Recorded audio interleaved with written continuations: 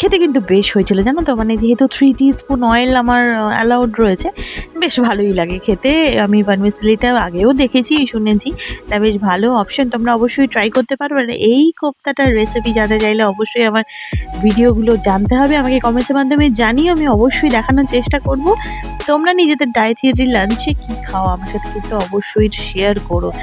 আর lunch সময় তো সেখানে বসে পড়তেই হবে, আজকে বার্থডে বলে কথা, সো একটু নতুন একটা ড্রেস আমি পরে অফিস চলে গেছিলাম।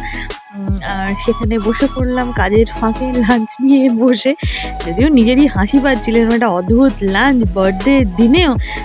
মা অনেকভাবে বলেছিল যে অন্য ভালো কিছু নিয়ে যা, কিন্তু না, আমি রুল ব্রেক করলাম না, because I have to lose the weight. তো সেই কারণে মনের জোর নিয়ে চলেছি, যতটা সম্ভব হয় করার। খেতে কিন্তু